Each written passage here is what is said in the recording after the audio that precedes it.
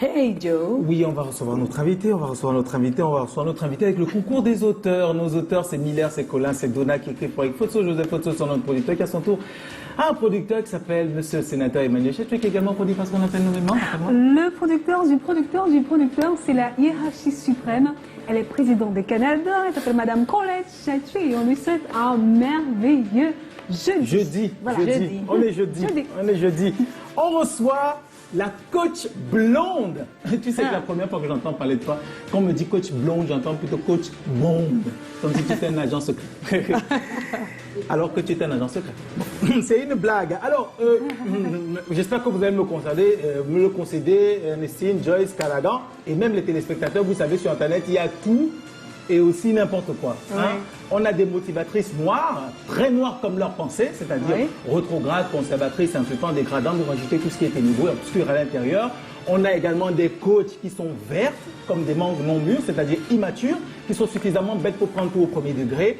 Et puis il y a des oratrices rouges, non pas rouge passion comme celles qui aiment bien parler aux gens et être gentilles, mais rouge sang, comme des oratrices qui, la toile, aiment blesser tout le monde, elles disent des choses vilaines.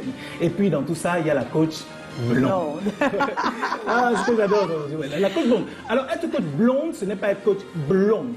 C'est être coach B-L-O-N-D-E. C'est-à-dire déjà belle. Parce que sur Internet, ma coach, vous avez redéfini les canons de beauté. Pour vous, être belle, ce n'est pas être belle selon les codes qui sont prescrits par les grandes marques ou les créateurs. Non, être belle, c'est d'abord s'accepter. Et c'est la première chose qui transparaît chaque fois que vous prenez la parole sur le net. Belle, blonde comme belle, donc, et elle comme loufoque. Parce que coach blonde a un sens d'humour vraiment unique, hein, piquant des fois, rigolo aussi, mais vraiment unique. Opiniâtre. La coach blonde a des avis, hein, qui plaisent, qui ne plaisent pas, mais des avis tranchés. Quand tu as dit que c'est comme ça, c'est comme ça. Si ça te dérange, tu sautes, tu cales. Il n'y a rien à faire.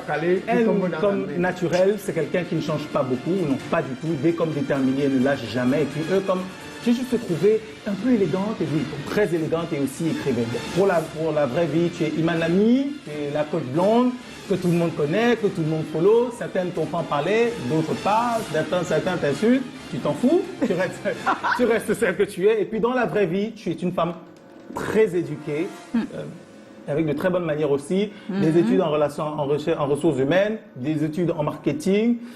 À ça, quand même, il faut le faire. Et puis, une personne qui est en train d'écrire et surtout qui consulte pour les grandes entreprises et qui a ses heures perdues, trouve que sur Internet, il n'y a pas ce qu'il faut. Il y a des choses qui ne correspondent pas au Cameroun ou à l'Afrique qu'on voudrait, à l'image qu'on pourrait se faire de la femme africaine et qui estime qu'avec sa page et avec elle, ses propos et ses prises de position apporte sa pierre à l'édifice.